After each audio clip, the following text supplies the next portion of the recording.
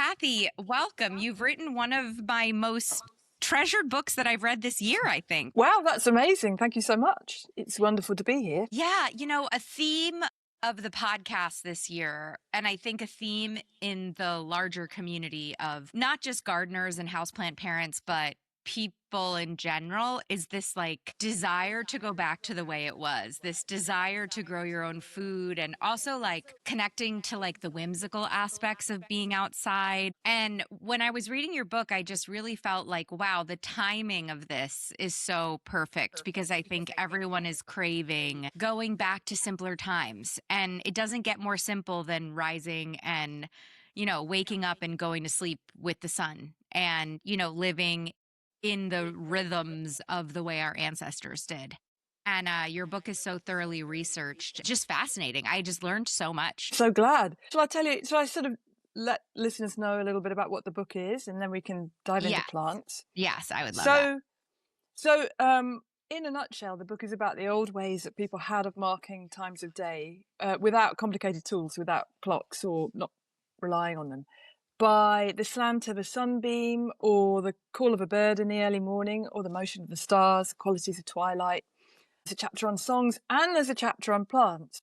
I knew before I started the book about a famous floral clock, which was a clock made out of living flowers. But then I just really got plunged into this exciting world of plants with rapid rhythmic movement. So I live in the city, and one of the pleasures for me has been that sense of connecting with other species that I was kind of basically ignoring here.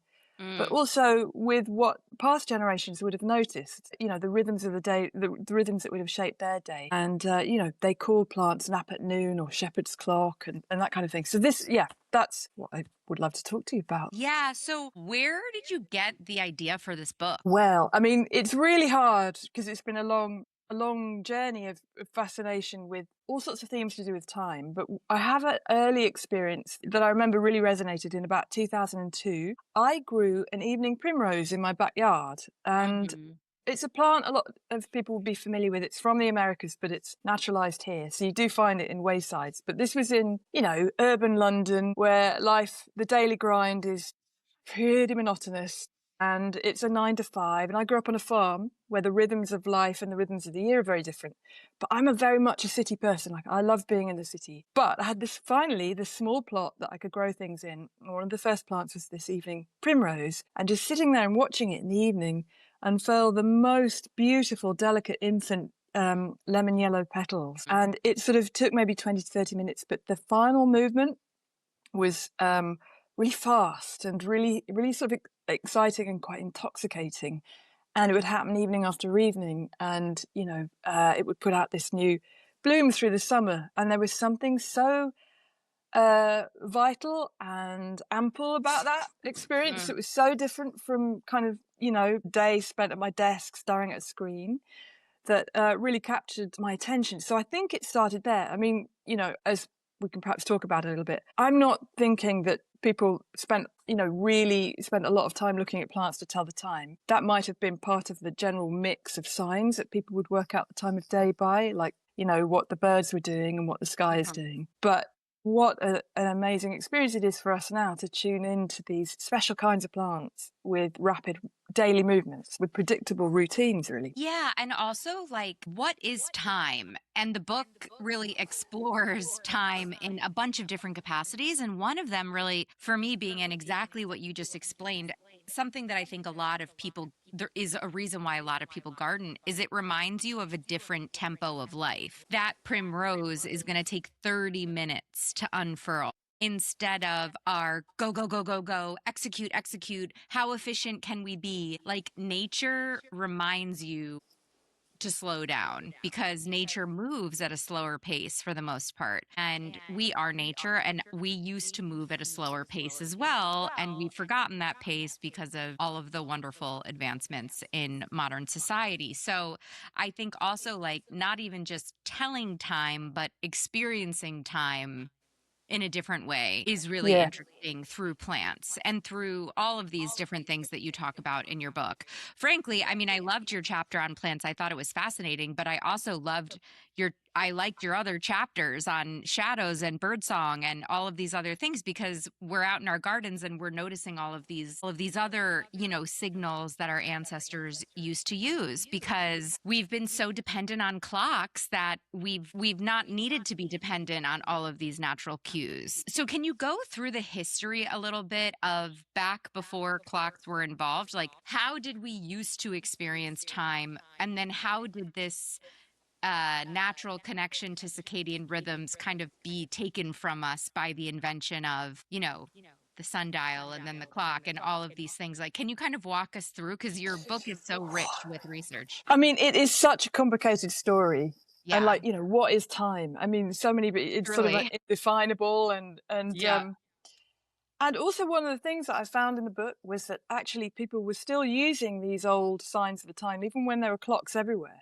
So there's a sort of really interesting mix. It's only been in perhaps recent decades that we've really withdrawn from, Mhm. that we've really started running our lives so tightly to the clock, and now so immersed in the screen, so distracted by the screen that we're holding in our hand, that Mm. we're not noticing these other rhythms. But I think if we like your listeners are living an outdoor life, so then you start to naturally tune into those small events that happen. So some lovely things I found out through, because I wanted to know how ordinary people like me, who don't have a kind of astronomy background or a maths degree, or the medieval equivalent, would have Mhm. told time of day without a clock or without something really kind of sophisticated like an astrolabe or whatever. Mhm. And there are some wonderful examples of people making sundials out of sticks in the turf. Shepherds, English shepherds in the early 20th century, were still just putting sticks in the grass as they walked the sheep walks, and kind of making these very basic sundials. There is a long tradition of people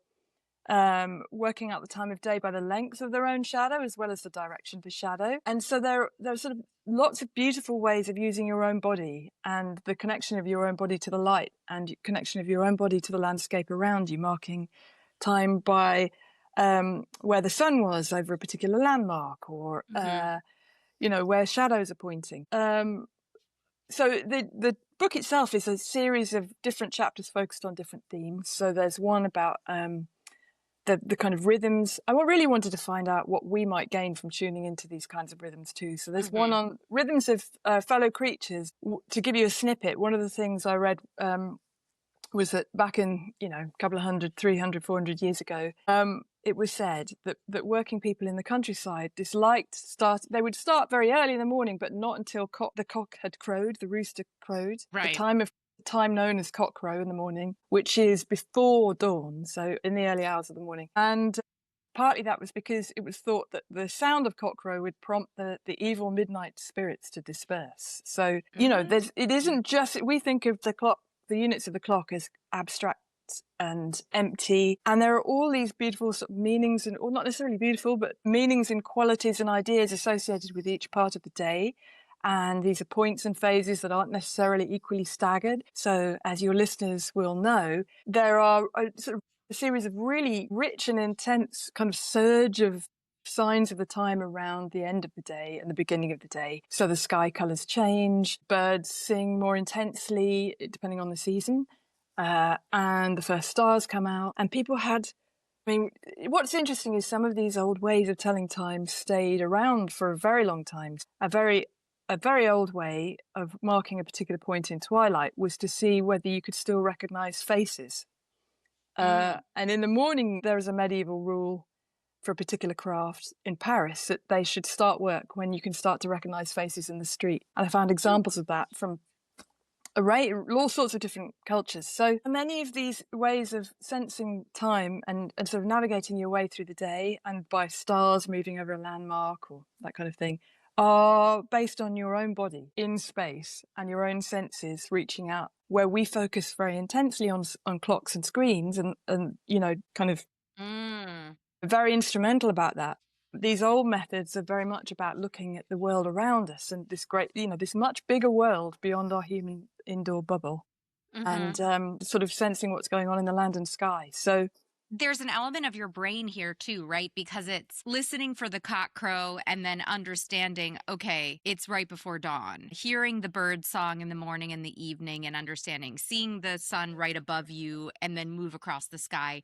And then there's an internalization of that in our bodies and in our minds, where when you're just looking at your phone clock, you trust that that's the time and you look at it and then the time is over. But there's a uh, participation, um, I in love a that. human participation in the telling of time that has been lost with the clock. Let's talk about birds because I'm a bird lady. I love birds, and I am so curious about this because,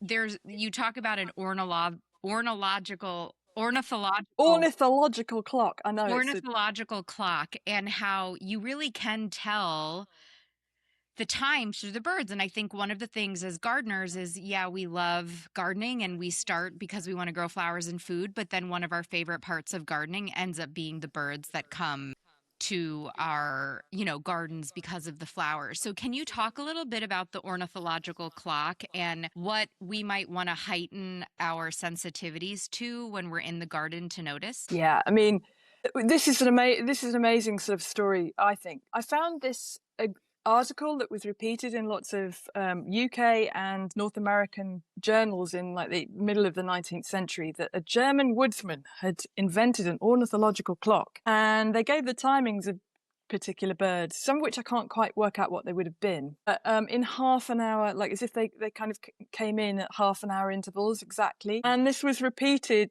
over and over. And it was really curious to me because, of course, wild birds aren't that exact. I mean, lots of the ways of telling time that we're looking at in the book are rough and kind of, and fairly unreliable, because it really depends on the weather and the season and all of those sorts of things. But so that fascinated me, that it became so widely reported that he'd invented this clock. But I also looked into what ornithologists describe now, and there is a kind of broadly predictable sequence of which birds are going to sing first, typically. Not always. I mean, it massively depends on the environment, influences like moonlight and the weather and time of year and when the sun's coming up and all the rest of it. But birds that see better in darkness tend to sing first. So that's European robin and blackbird over here, and a skylark over here will often be among the early singers as well, perhaps for different reasons. And then other birds will come in later. And so you do get this kind of starting off with 1, 2, 3, and then it building and then becoming this group chorus that's so intense. And your early morning gardeners will kind of know that experience often of just this time of year, depending on where you live, because obviously the kind of geographic zone and so on affects it. But it is one of the most overwhelming and beautiful things you can, it is so invigorating. Like that feeling can last the whole day, if not days. And one of the things I've been doing as an amateur thrill seeker, as I'm liking to call myself, I love is that. is that I've been using the sense, because before that beautiful sort of overwhelming sound was like a chaos of sound. Now I'm trying to learn the individual singers by listening for when they come in and when they fall away again. And so, knowing about the ornithological clock, it's not going to get me to the train on time. Right. Because it's so fluid, there is a fluidity obviously to it and an inconsistency, but and a rise and fall with the seasons. But there is such a pleasure in kind of listening out for, oh yeah, the blackbird started them this morning, and then when the wren comes in, and then the bluetit and the chaffinch and the dunnock, and it's just getting to know them. And that's once again, talking about participation, like if we want to increase our participation with the natural world, like that is a very simple thing that we can start tuning our ears to. And I don't know if you have this in the UK, but in the States, we have this incredible app called the Merlin ID app. Yes. I mean, they should be paying me for how much I talk about this app on my show. They are not. This is unsponsored.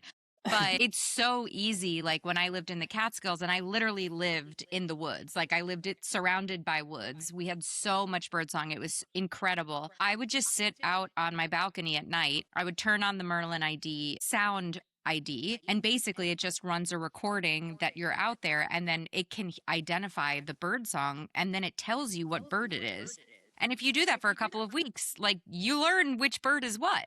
Yeah. And then it's so cool that you don't need the app anymore. And, it's an interesting thing. It's like you need the modern invention to then learn, to then forget the modern invention so you can be unplugged. But it's really beautiful. And I'm also I'm pregnant. I'm in my 3rd trimester, so I'm definitely in this. Congratulations. Thank you. I'm in a season of not sleeping anymore. I'm in a season of like waking up at 2 o'clock to go to the bathroom and then like not really being able to go back to sleep. But it's been interesting because we have water in our backyard. So we have a lot of birds in our backyard. I've started noticing like the bird song that starts at 4 o'clock. And, if I hear it, I'll check the phone to see what time it is. Cause I'm like, gosh, are we close to 5? Are we close to sunrise? Like, what is this? And you do notice it's like the same in Florida. It's different birds than it was in obviously upstate New York. But yeah, it's just this like beautiful and once again kind of whimsical, kind of mad, like fairy like. You feel like a little woodland like nymph trying to get to know the bird song, which is super fun. It's so transporting. I mean, you mentioned there as well how kind of something like the Merlin app, which is absolutely incredible. Except I Hmm. find here it always mistakes a bird called the chiff-chaff. So Oh, I've okay. complemented it with there's a Collins bird guide app, which I don't know if it does the States, but oh my goodness, it's such a good app. And it gives you Okay. but so I'm trying to train myself. So in combination, quite amazing. One of the things I was thinking was that I'm using tech a fair amount to find these signals, these Yeah. signs. And with plants, the kind of plants that I talk about in that chapter about the floral clock and plants Hmm. with with predictable rhythms, daily rhythms, often happens really fast. And you Yeah. kind of got to become a bit of a clock watcher sometimes to kind of remember to get out there at the right time and Yeah. see this thing. So there's a funny interaction between and I think your word participation is brilliant because it's that sense of connection and noticing and sensing. And that's the thing. It's kind of devoting your attention that this is what it's really about. It doesn't have to take any time. Yeah. Like you don't even have to necessarily slow down. You just need to be present. And that's You what's honestly don't even need marvelous. you don't even need to turn to the app or Google as long as you notice, right? So like as long as you Mm. notice the birds, so many people birdsong is white noise to them. They don't notice the birds in their neighborhood. And then once they get into gardening and get into plants, all of a sudden it's like they're hearing these birds for the first time. The birds have been there the whole time. But so I think even just the art of noticing these signals that I don't remember in your book when I was reading, you quoted some great book. You quoted some great poem or great book. I should have written it down, but it was like these signs and symbols, these signals from nature that people with watches in their pocket. Oh, from a Thomas Hardy novels. Yeah, there are Yeah. a couple of novels. I can't remember the full quote, and I could look it up if you want it. No, But no, it's okay. But um, it, you know, once you have the clock and the watch, you don't need to listen for these signals anymore. So you don't know that they exist. But if you can forget the watch for a minute, just to notice these things is a massive win. And I think that is important. Yeah. So anyway, birdsong. I love birdsong. Let's talk about now. So I love this concept of the ornithological clock, and obviously it's going to be a little different. Like your clock is going to be different than me. We have different birds, but it's so fascinating, and it's been fun to be noticing that. What about this? Let's talk about the flower clock because I yeah. people are going to be interested to hear about this flower clock. Can you talk a little bit? We know who Linnaeus is because we learn plant Latin and we learn, Linnaeus is the guy who created plant taxonomy. So I've done episodes on this before, but like the plant Latin. But he was a little bit of a nerd too. He was a little bit of this clock. He started this clock project, never quite Yeah. finished it, but it's very interesting. It's fascinating, and there's so much more to say. But I mean, it was a pretty full chapter. But Hmm. so Linnaeus, back in the middle of the 18th century, 1740s, starts experimenting with and cataloguing the timing of a very particular group of plants. A lot of them come from the Asteraceae, is that how you say it? Hmm. Family. So they are things like daisies and hawkbits and dandelions, and chicory or Chicorium intybus. And he's noticing when they open, and he starts to kind of regiment them into a sort of neat list, like he did with all other species in his taxonomy. And he put this list out in Philosophia Botanica in 1751, and says that a floral clock should be worked out for any climate and any latitude, or words to Hmm. that effect. And this was incredibly exciting to people because he gave 40 plants and the hours at which he said they opened in his implying in his part of Sweden. So this is thrilling. You're given a plant list, and so the opportunity it's always been assumed that by a lot of the things that I've read that he actually grew the plant clock but it's thought that the floral clock, as it's known, but it's Yeah. thought he actually didn't. He perhaps meant that it to be something that was a guide to the time out in the countryside. And it was one of his students who realised that it could be, proposed that it could be grown, and then people tried ever since. So, and it's the kind of thing that still absolutely fascinates us. So that's one of the kind of things that I followed up, was someone who in Bern University Botanic Garden in 2022, so Bern's in Switzerland, he attempted to grow a floral clock, so a working clock made of a circle, or in his case a kind of really interesting crescent shapes, plots of flowers which open at particular hours. And so I interviewed him about, did it work? Because it is notoriously incredibly difficult to make plants, to make flowers do this. But he said they did pretty much, after 2 summers of trialing and testing and experimenting, they did come up with something that more or less worked in the garden at Bern between May to September. Oh So my gosh, yeah, I would love to see like a time lapse of that. Do they have footage of? he has got footage. I don't know if it's up online at the moment, but there was some footage of this. So if you were to watch a time lapse of this crescent clock, and it's 2 crescents, and one side is during the day and one side's at night. Oh no, well that's different. But anyway, if we're watching this clock and we're watching a 24-hour time lapse of this clock, essentially the idea is every hour of the day, or at different increments, an area of the clock is going to bloom. Essentially, these flowers, like if you've watched a dandelion before, the dandelion is closed in the morning and then it only opens when the sun's out, and then it closes again. So you're going to see this. And you would probably only see this in a time lapse, not really in real time, but you're going to see this opening and closing of each flower moving throughout the garden or throughout this clock throughout the day, right? That's the thought. That's the thought. That's the theory. And Sylvain Aubry at Bern Botanical Garden did get this to work, but I think he found that the nighttime much harder. I mean, I think it was just they focused on the daylight hours, because there are fewer nocturnal plants that they could grow there that will do this. Yeah.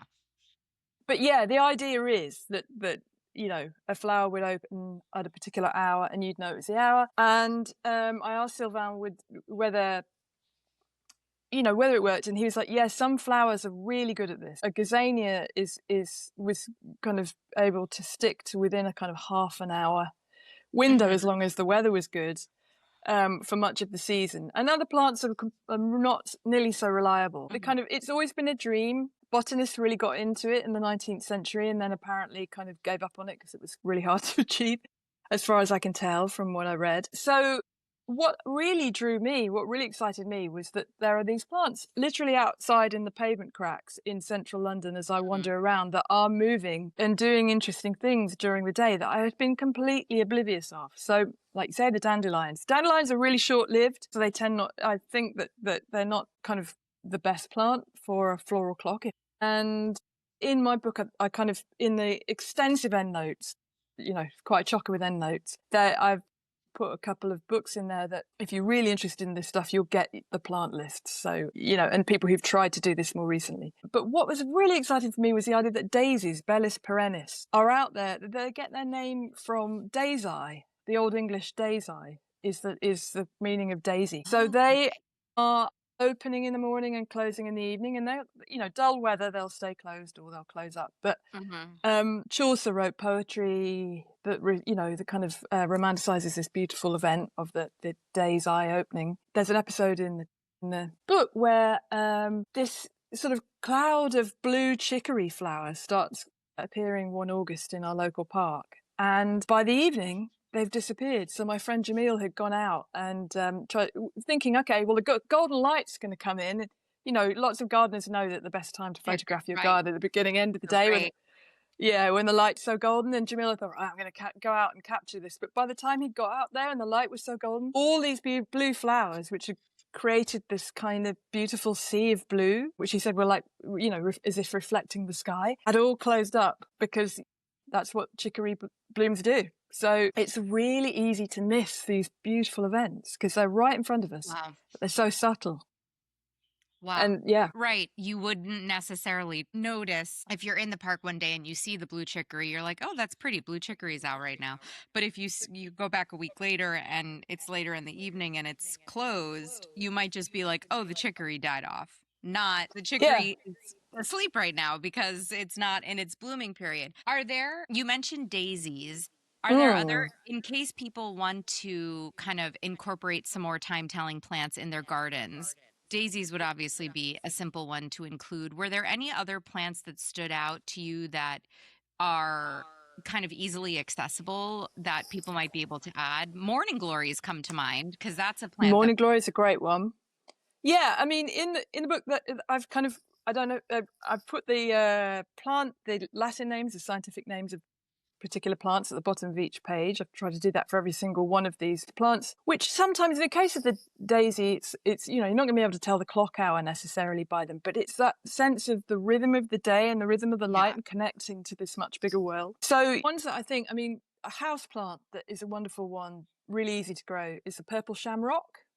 Oh, Oxalis So triangularis. yeah, I mean, what a great plant that is. So Jamil and Shab, my neighbours who I talked a lot to, my friends about this, I had given them a purple shamrock, and it really does, as Shab said, appear to sleep at night when Totally. you're starting to wind down too. So one of the questions that Sylvain was asking the people visiting his clock was, what kind of time does this give? And it's not rigid clock time, but it is time in tune with the world around it. So plants are very in tune with their pollinators and the light and warmth. And so, yeah.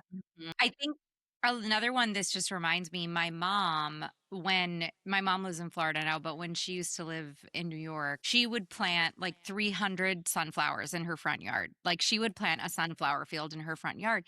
And it was so fun. We lived with them in the pandemic, and it was so fun to really see the girasole, move with the sun, the sunflower heads move from east to west every single day. Like that's another fun plant to add to your garden just for the sake of watching it follow the sun. I mean, that is a brilliant example, which I should have Mhm. come up with, because it's also, I mean, it's difficult to recommend because different ecosystems and different locations are sensitive. So a plant that does well here might be invasive where you are, and vice Mhm. versa. So it's kind of really difficult. But we're all so familiar with the sunflower. And the thing that really amazed me was that the fully mature flower doesn't actually move. It's the immature bud that moves.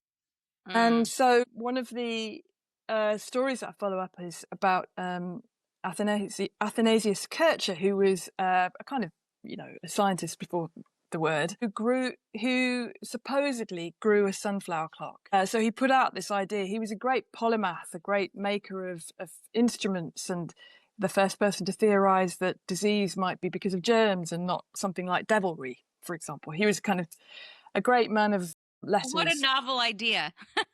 I know, great. So, kind of this is sort of 1630s and beyond. So he, and in Europe, so he, that by that point the sunflower is new to Europe, grown for thousands of years in the Americas and extracted, brought over here to where I am, and people started growing it, getting incredibly excited, layering loads and loads of symbolism onto this majestic plant.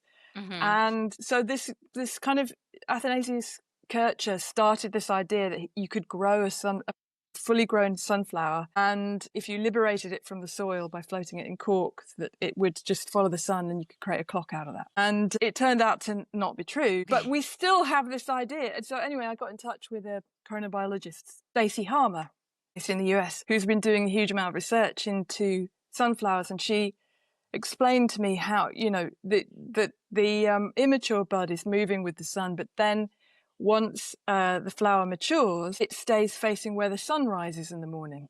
And Mm. the theory is that it gets all the warmth and it invites the pollinators, the bees and so on, to Mm. kind of come on in. And then I was like, but why are all the sunflowers pointing in really weird directions where I live? And there are lots of reasons for that. There are different varieties, obviously, of Helianthus annuus. And the other reason is because I live in an area of very tall streets, so it's quite possible that they're getting quite Mm. weak daylight signals, and then that is stopping them from developing a really strong sense of the orientation of sunrise. Maybe I'm not necessarily putting that perfectly, but anyway, a whole No, that's sort of, really interesting. But even just knowing that, fully mature sunflowers face east, like that's yeah, interesting, like yeah. understanding orientation.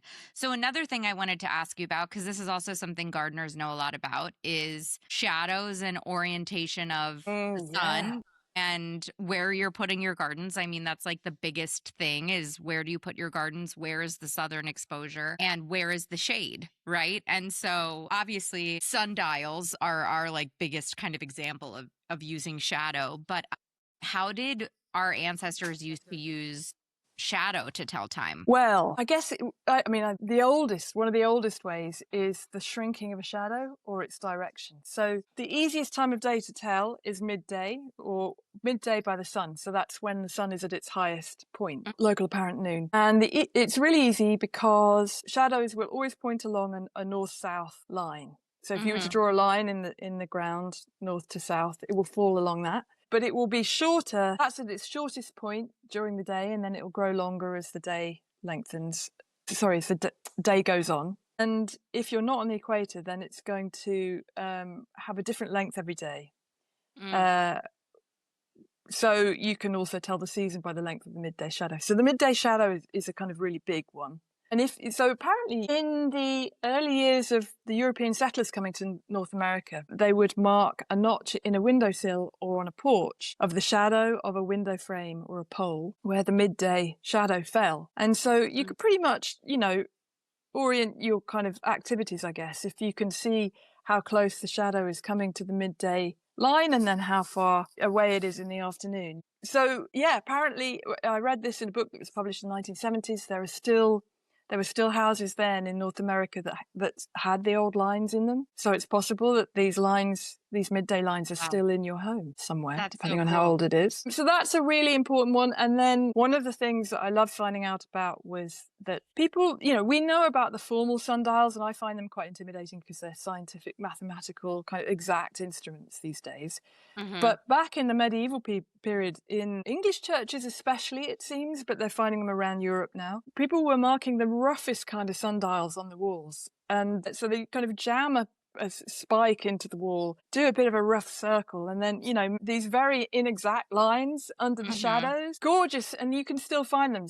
I went on a hunt with my partner Rosie around some medieval churches or some bits left of medieval churches in southern England. And she's much better at finding stuff. So she kept finding them, but one of them, they're really hard to date, but one of them was 800 years old. And it's the most delicate, has been dated to because they can figure out by the architecture. And it's just the fineness and the faintness of these lines. And as archaeologists point out, these are the touch of people. We will never know anything about these people other than that they marked this wall. And these, we don't even know exactly what these marked.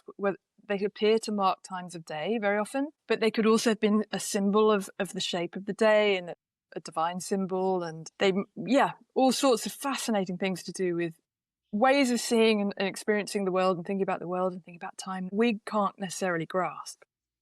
Wow. So that's one. I could go on and on. There are ways of marking the landscape and landmarks within the type. Naming landmarks for the time of day. That was a wonderful experience of going to Iceland, where the map is peppered with names of the time of day, like Evening Ruin and Midday Hill. And so if you were in a location, one particular farmstead, you would navigate the day by the sun moving over these landmarks. Presumably you wouldn't risk harming your eyes by looking at them, but you can tell where the sun is without looking near the sun. So, just so many ways people have. That kind of reminds me of like Stonehenge or the pyramids, where like they're known to one day a year line up perfectly with the sunrise or the sunset. Like that, this idea of orienting buildings and, structures with the sunrise and sunset. And it really also light pollution. I'm curious. I feel like the simplest way that we can orient ourselves with nature and the rhythms is by orienting ourselves with the sun.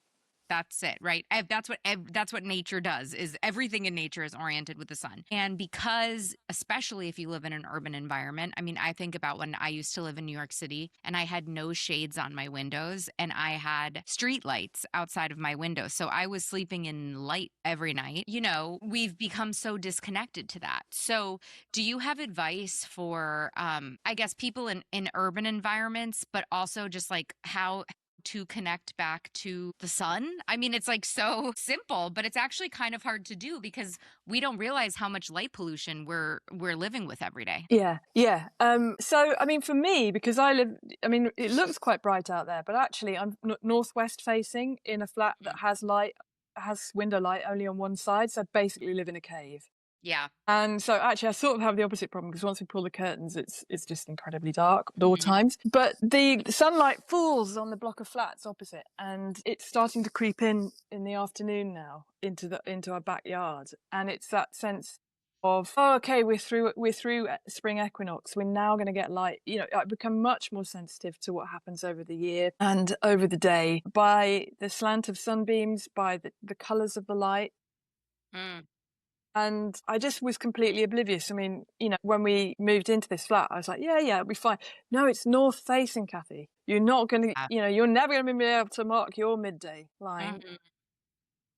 So that's one thing. And I do try and turn my outdoor light off much more now, because I also realize the impact it has on other The species. So, birds and the bats. Yeah, well, totally. exactly. And also my ability to see the stars, because now I have got into marking time by the stars, more or less loosely. So you Mhm. can do it even in this incredibly overlit part of London. So I quite often stand in our parking lot outside, and my neighbours are like, "What are you doing?" Because I'm standing facing up at the sky in the middle of, next to cars under bright light. But you can see enough bright stars here to loosely map times, and I'm much better at it at certain seasonal moments when Mm.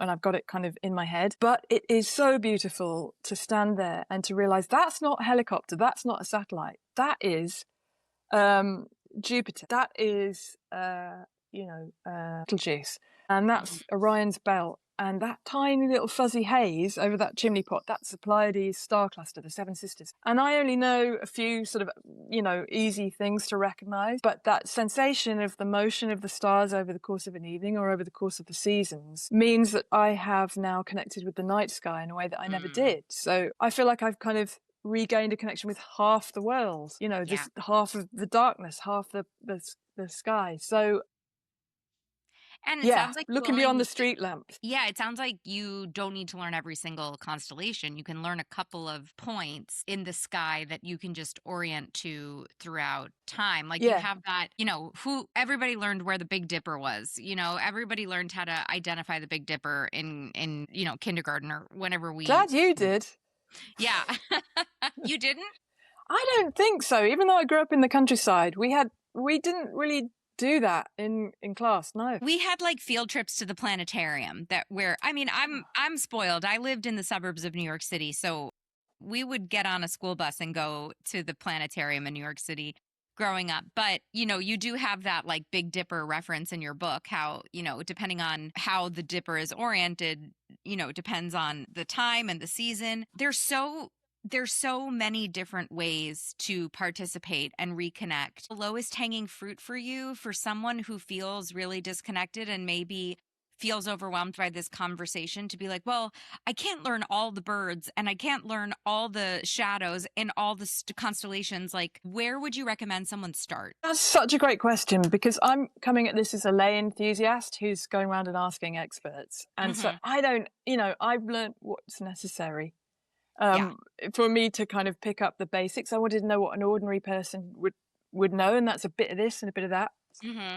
And obviously starting to notice the plants in your area was where I began. Suddenly I started with okay, so daisies are doing this thing. And I started haunting daisies and dandelions and goat's beard, which in some parts of the US I think are used as meadow plants. They're native here. Hmm. And they close around noon, around midday. So Tragopicon pratensis, I struggle to say that. But Hmm. you start to get your eye in, because you started to notice these plants. And then there are ornamental garden plants.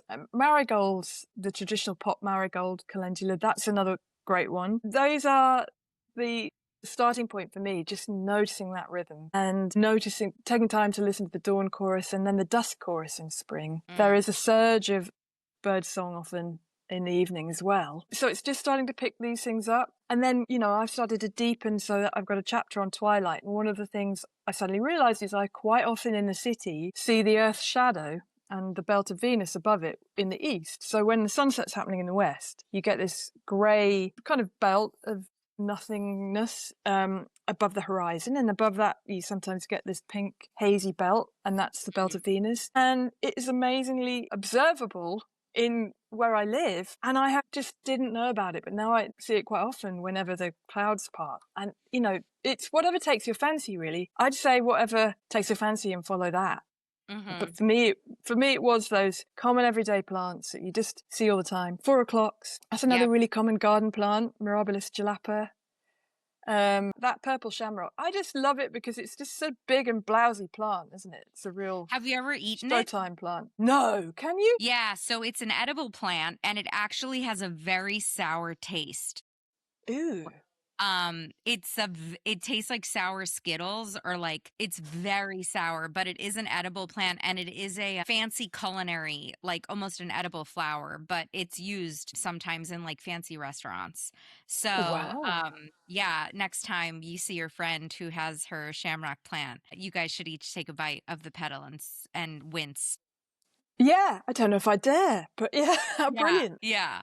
Well, I just think your book was such a fun read. I enjoyed it so much. I think it's a really fun book for gardeners to read because it's not a gardening book. It's not how to garden. It's a different perspective at the natural systems that we're trying so hard to connect with already by gardening. So, where can people find you and where can people find this beautiful book of yours? So my website is Kathy Haynes, so it's with a C and it's Mhm. haynes.org. But actually it's being published by Riverhead Books on the 21st of April. It's The Mhm. Fullness of Time, Marking the Day by Birdsong, Blooms, Shadows and Stars. And you can find it in all good bookshops.